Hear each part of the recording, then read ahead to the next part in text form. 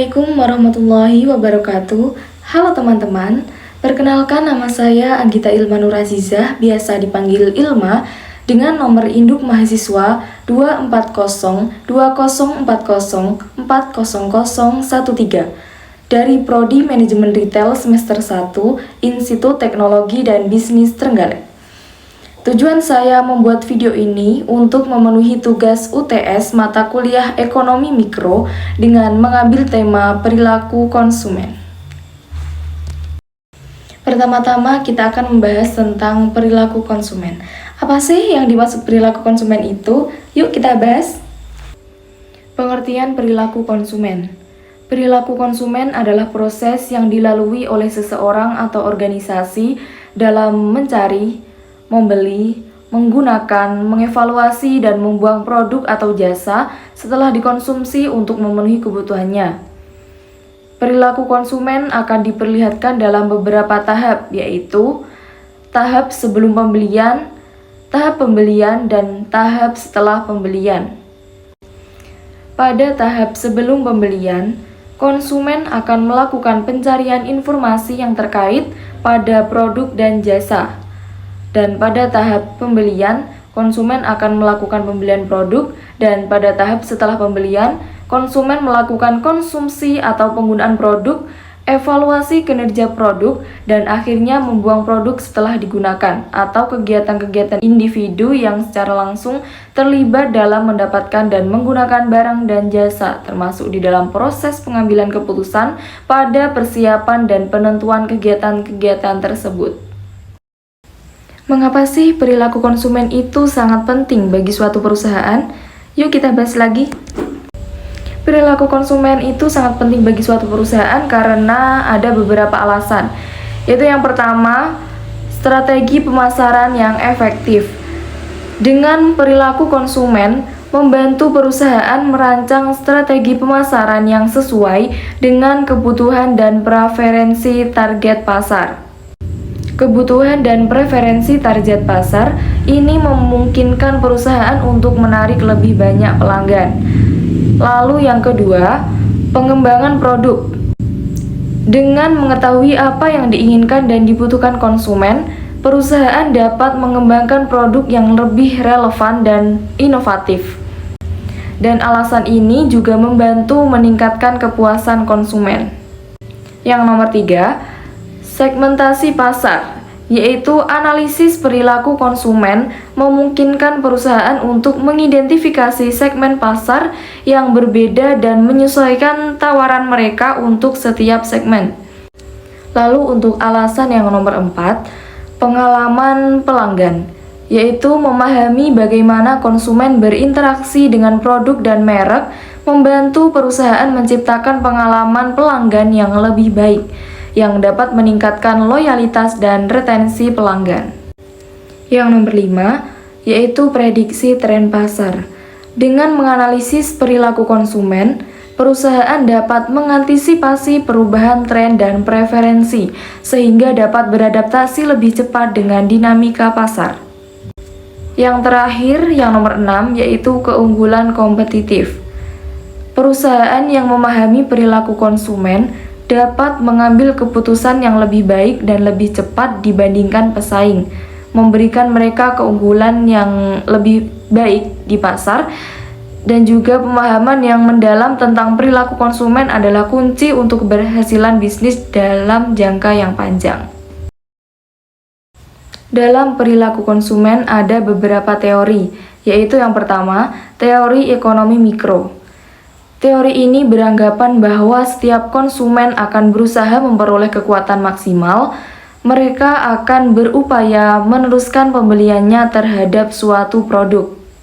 Dan apabila produk kepuasannya dari produk yang telah dikonsumsinya, di mana kepuasan ini sebanding atau bahkan lebih besar dengan marginal utility yang diturunkan dari pengeluaran yang sama untuk beberapa produk yang lain. Yang kedua, yaitu teori psikologis. Teori ini mendasarkan diri pada faktor-faktor psikologis individu yang dipengaruhi oleh kekuatan-kekuatan lingkungan. Bidang psikologis ini sangat kompleks dalam menganalisa perilaku konsumen karena proses mental tidak dapat diamati secara langsung. Dan yang terakhir yaitu teori antropologis. Teori ini juga menekankan perilaku pembelian dari suatu kelompok masyarakat yang ruang lingkupnya sangat luas, kelas-kelas sosial dan sebagainya. Lalu kita akan membahas tentang teori perilaku konsumen. Teori perilaku konsumen dapat dibedakan menjadi dua macam pendekatan, yaitu yang pertama, pendekatan nilai guna kardinal, yaitu manfaat atau kenikmatan yang diperoleh konsumen dapat dinyatakan secara kuantitatif dengan beranggapan bahwa konsumen akan memaksimumkan kepuasan yang didapat atau yang dicapainya. Diterangkan atau dirangkai bagaimana seorang akan menentukan konsumsinya di atas berbagai jenis barang yang terdapat di pasar. Lalu teori perilaku konsumen yang kedua, pendekatan nilai guna ordinal, yaitu manfaat atau kenikmatan yang diperoleh masyarakat dari mengkonsumsi barang-barang tidak dikuantifisir. Tingkah laku seorang konsumen untuk memilih barang-barang yang akan dimaksimumkan kekuasaannya ditunjukkan dengan bantuan kurva kepuasan yang sama, yaitu kurva yang menggambarkan gabungan barang yang akan diberikan nilai guna yang sama kepuasan konsumen. Seorang konsumen akan mencapai kepuasannya yang maksimum apabila ia mencapai titik di mana garis anggaran pengeluarannya menyinggung kurva kepuasan yang sama. Prinsip-prinsip dasar dalam analisis perilaku konsumen dibagi menjadi 5, yaitu yang pertama, kelangkaan dan terbatasnya pendapatan, yaitu adanya kelangkaan dan terbatasnya pendapatan memaksa orang menentukan pilihan agar pengeluaran senantiasa berada di anggaran yang sudah ditetapkan. Meningkatkan konsumsi barang atau jasa harus disertai dengan pengurangan konsumsi pada barang atau jasa yang lain. Lalu yang kedua, konsumen mampu membandingkan biaya dengan manfaat, yaitu jika dua barang memberi manfaat yang sama, konsumen akan memilih yang biayanya lebih kecil. Di sisi lain, bila untuk memperoleh dua jenis barang yang dibutuhkan biaya yang sama, maka konsumen akan memilih barang yang memberi manfaat yang lebih besar. Lalu prinsip yang ketiga, tidak selamanya konsumen dapat memperkirakan manfaat dengan tepat, yaitu saat membeli produk atau membeli suatu barang, bisa jadi manfaat yang diperoleh tidak sesuai dengan harga yang harus dibayarkan. Lalu yang nomor 4, setiap barang dapat didistribusikan dengan barang lain, yaitu dengan demikian konsumen dapat memperoleh kepuasan dengan berbagai cara. Lalu prinsip yang terakhir yaitu nomor 5, konsumen tunduk terhadap hukum berkurangnya tambahan kepuasan, yaitu semakin banyaknya jumlah barang yang dikonsumsi, maka akan semakin kecil tambahan kepuasan yang dihasilkan. Jika untuk setiap tambahan barang yang diperlukan sebesar harga barang tersebut, maka konsumen akan berhenti membeli barang tersebut manakala manfaat tambahan yang diperolehnya sangat besar dengan tambahan biaya yang harus dikeluarkannya. Dan selanjutnya kita akan membahas tentang faktor-faktor yang mempengaruhi perilaku konsumen. Faktor tersebut dibagi menjadi 3 bagian, yaitu yang pertama, pengaruh lingkungan terdiri dari budaya, kelas sosial, keluarga, dan situasi. Sebagai dasar utama, perilaku konsumen adalah memahami pengaruh lingkungan yang membentuk atau menghambat individu dalam mengambil keputusan berkonsumsi mereka. Konsumen hidup dalam lingkungan yang kompleks, di mana perilaku keputusan mereka dipengaruhi oleh keempat faktor tersebut. Lalu yang nomor 2, perbedaan dan pengaruh individu, yaitu terdiri dari motivasi dan keterlibatan, pengetahuan sikap, kepribadian, gaya hidup, dan demografi. Perbedaan individu merupakan faktor internal yang menganggarkan serta mempengaruhi perilaku. Kelima faktor tersebut akan memperluas pengaruh konsumen dalam pengambilan keputusannya. Lalu yang ketiga, proses psikologi, yaitu terdiri dari pengolahan informasi, pembelajaran, perubahan sikap dan perilaku. Ketiga faktor menambah minat penelitian konsumen sebagai faktor yang turut mempengaruhi perilaku konsumen dalam pengambilan keputusan pembeliannya. Peran perilaku konsumen bagi pemasar atau produsen. Yang pertama, membujuk konsumen untuk membeli produk yang dipasarkan. Lalu yang kedua, memahami konsumen dalam perilaku bertindak dan berpikir agar pemasar atau produsen mampu memasarkan produknya dengan lebih baik. Lalu yang terakhir yaitu memahami mengapa dan bagaimana konsumen mengambil keputusan, sehingga pemasar atau produsen dapat merancang strategi pemasaran dengan yang lebih baik lagi. Berikut kesimpulan dari perilaku konsumen.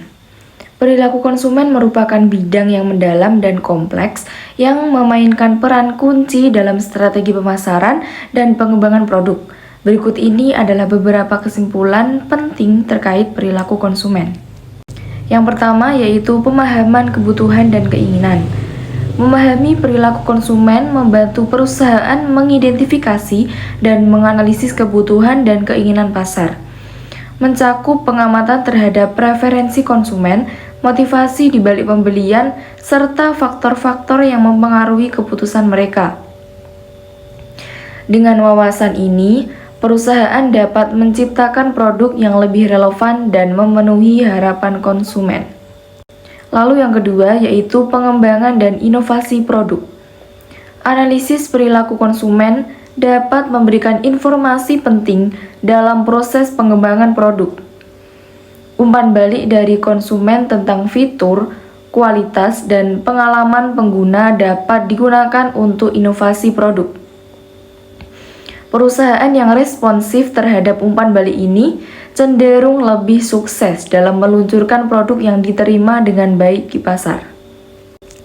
Yang ketiga, strategi pemasaran yang tepat sasaran. Perilaku konsumen juga mempengaruhi cara perusahaan berkomunikasi dengan audiens mereka. Dengan memahami preferensi dan kebiasaan konsumen, perusahaan dapat merancang kampanye pemasaran yang lebih efektif, menggunakan saluran komunikasi yang tepat, dan menyusun pesan yang sesuai dengan nilai-nilai dan kebutuhan target pasar, mengarah pada peningkatan engagement dan konversi. Yang keempat yaitu membangun loyalitas pelanggan. Faktor-faktor yang mempengaruhi kepuasan pelanggan seperti pengalaman berbelanja, layanan pelanggan, dan kualitas produk sangat penting untuk membangun loyalitas. Perusahaan yang dapat menciptakan pengalaman positif bagi konsumen akan lebih mungkin untuk mempertahankan pelanggan mereka dan mendorong pembelian berulang. Program loyalitas yang dirancang berdasarkan pemahaman perilaku konsumen juga dapat meningkatkan retensi pelanggan. Lalu yang kelima, yaitu adaptasi terhadap perubahan pasar. Perilaku konsumen tidak statis, ia terus berubah seiring waktu, dipengaruhi oleh faktor-faktor seperti tren sosial, ekonomi, dan teknologi. Perusahaan yang mampu menganalisis dan merespon perubahan ini dengan cepat akan memiliki keunggulan kompetitif.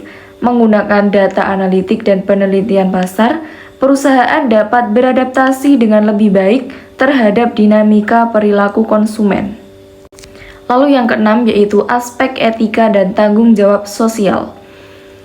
Kesadaran konsumen terhadap isu-isu sosial dan lingkungan semakin meningkat dan banyak konsumen kini lebih memilih merek yang menunjukkan tanggung jawab sosial dan keberlanjutan.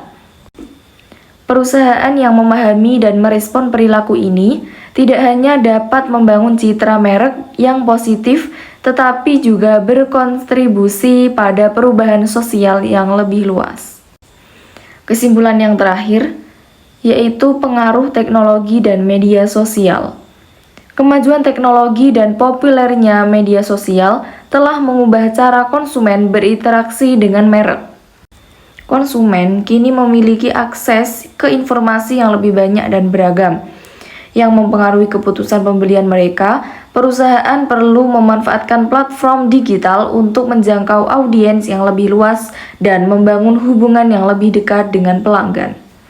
Kesimpulan di akhir yaitu, secara keseluruhan, Perilaku konsumen adalah faktor kunci yang harus dipahami oleh setiap perusahaan untuk mencapai kesuksesan. Dengan menganalisis dan memahami perilaku ini, perusahaan dapat menciptakan nilai lebih, meningkatkan kepuasan pelanggan, dan mendapatkan keunggulan kompetitif yang berkelanjutan. Menerapkan wawasan tentang perilaku konsumen akan membantu perusahaan tidak hanya dalam mencapai tujuan bisnis mereka, tetapi juga dalam membangun hubungan yang kuat dan saling menguntungkan dengan pelanggan. Baik, saya rasa cukup penjelasan tentang materi perilaku konsumen. Semoga bermanfaat dan mohon maaf apabila ada kata yang kurang berkenan. Dan terima kasih juga yang sudah menonton video ini sampai akhir. Saya Anggita Ilmanur Aziza pamit undur diri. Wassalamualaikum warahmatullahi wabarakatuh.